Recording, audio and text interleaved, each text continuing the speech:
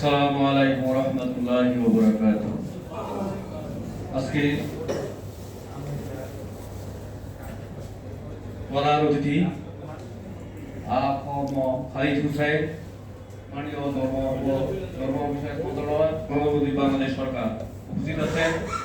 আমাদের প্রিয় নেতা জনাব ডক্টর মাসুদুর রহমান, ডক্টর সুবর মাতব্বর সাহেব সহ মঞ্চ ভূমিষ্ঠ বিভিন্ন স্তরের আমার প্রান্তীয় নেতৃত্ববৃন্দ ভাইরা, আমরা দীর্ঘদিন যাবৎ অবহেলিত।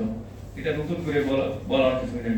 আমরা বৈষম্য শিকার, এমন বৈষম্য শিকার বাংলাদেশে আর কোনো সংগঠন বা কোনো প্রতিষ্ঠান এরকম নাই আর কি। আমরা একমাত্র অপদার্থ, আমরাই বৈষম্য শিকার। সারা বাংলাদেশে আমরা নির্যাতিত। বাংলাদেশকে যদি কেউ একদম বিনা পুঁজিতে কেউ কিছু দিয়ে থাকে, সেটা হলো বাংলাদেশ সদুত্তর পীরমাদার শিক্ষক ভাইরা। বাংলাদেশের শিক্ষক ভাই বোনেরা একমাত্র বাংলাদেশকে আলোকিত করতেছে বিনা পয়সা। এখানে স্বার্থবিহীন যুগের পর যুগ, এক যুগ নাই, দুই যুগ না, 3 যুগের উপরে এখন 4র্থ যুগ শুরু হবে। সম্মানিত ভাইয়েরা, এই দীর্ঘদিন আমরা কেন এই অবহেলের শিকার? নেতৃত্ব কম দিলাম না। যে কোনো সরকার কাছে আমরা আন্দোলন সংগ্রাম করেছি, কোন সরকার আমাদের প্রতি কর্ণপাত করে নাই। আমরা যখন এই বাংলাদেশে প্রাইমারি স্কুল রেজিস্ট্রার প্রাথমিক 500 টাকা বেতন পায়, আমরা কিছু মাদ্রাসা 500 টাকা দিয়েছিল। ওদেরকে স্তরে স্তরে বাড়াইতে তারপর সরকারিকরণ করছে। ওদের শিক্ষকতা যোগ্যতা ছিল মাত্র মেট্রিক পাস। আমাদের এই মাদ্রাসায় শিক্ষকতা যারা করে ওদের সাথে 500 টাকা পায় আসছে, কিন্তু এদের শিক্ষকতা যোগ্যতা নিম্নমানের আইএ পাস, আলিম পাস, ফাজিল পাস, কামিল পাস। আপনারা চিন্তা করে দেখেন ফাজিলের মান কত, কামিলের মান কত।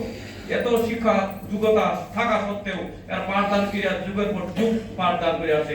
আমরা বৈষম্য শিকার কেন? আমরা মুসলমান। আমরা 90% মুসলমানের দেশে বসবাস করি, মুসলমান দাবি দিয়ে আমরা বেতন পাই না। এর চেয়ে দুর্ভাগ্য কই হইতে পারে, কোথায় হইতে পারে? এত বৈষম্য শিকার। যে কোনো দেশে যে ধর্মীয় ধর্ম প্রাধান্য থাকে, সেই ধর্মের ব্যাপারেও একটু প্রাধান্য সর্বদিকে থাকবার কথা।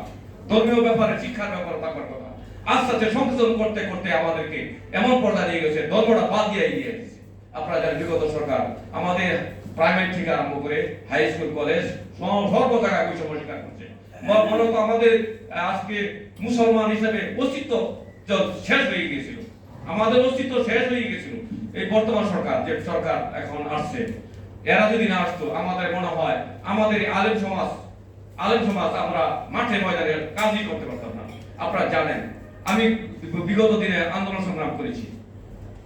আমরা আন্দোলন সংগ্রাম করছি। আমার ভিতরে কিছু মুক্তিযোদ্ধার সন্তান ছিল, ওরা আমাকে রাজাকার বলছে। দুর্ভাগ্য, আমার জঙ্গলে 74 জনে আমার রাজাকার বানায় বলেছে। এইরকম অবস্থা আমার বকা সকা দিচ্ছে মানে রাজাকার বলে। আমি আসলে এখন পর্যন্ত জামাত হইতে পারছি না, কারণ আমি জামাত করিও না। আমি ইমামতি করি, যেহেতু ইমামতি করলে কোন দলের থাকা সম্ভব না। তো এইরকম ভাবে প্রতিটা সেক্টরে আলেম ওলামা দেখলে যাদের গাছ জ্বলে উঠতো, সেই আজকে জুলুমবাদ চলে গেছে।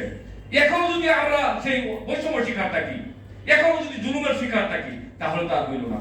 বর্তমান সরকারের কাছে আবার আকুল আবেদন, বৈষম্য যখন ভেঙে আপনারা এই সরকার গঠন করছেন, আমাদের বৈষম্যটা শেষ করেন। কি করার করেন?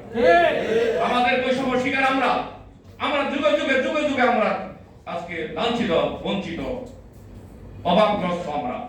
আপনাদের কাছে আকুল আবেদন, আমাদের এই বৈষম্য শিকার, আমাদের এই বৈষম্য দূর করেন, আমাদের বেতন ভাতা দিয়ে সহযোগিতা করেন।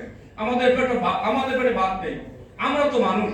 আমরা আজকে এইসব মাদ্রাসা যখন ঢুকেছি, তখন আমার বয়স ছিল হয়তো 22 বছর।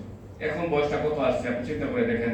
এখন তো মরার যাত্রী সামাজিক ভাইরা, আপনারা জানেন মানুষটা যৌবন বয়সটা এখন আল্লাহ চায়, যৌবন বয়স সমাজে চায়, যৌবন বয়সটা সব জায়গায় চায়, কদর বেশি। কারণ কি, যৌবন বয়সে যে কোনো কাজ করি সেটা সাকসেসফুল। এখন যে আমার এই অবস্থা আছে, আমি তো যদি সরকার কিছু দেয় তাহলে ক্লাসে কাজ ঘুমাইতে হবে, এই অবস্থায় আসা হয়েছি।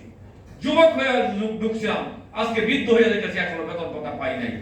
সমাজে আমরা কিছুই দিতে পারি নাই, কারণ সমাজে আমাদেরকে চাই দিচ্ছে, আমাদের পেটে ভাত নাই, ঠিক মতো তো আমরা ক্লাস করতে পারছি না। আমাদের মা বাবা আমাদেরকে চেয়েছিল যে এই ছেলে শিক্ষিত যেহেতু বানাইছি, যেহেতু শিক্ষক চাকরি করে, এর কাছ থেকে আমরা কিছু পাবো। আমার মা বাবা কিছু পায় নাই।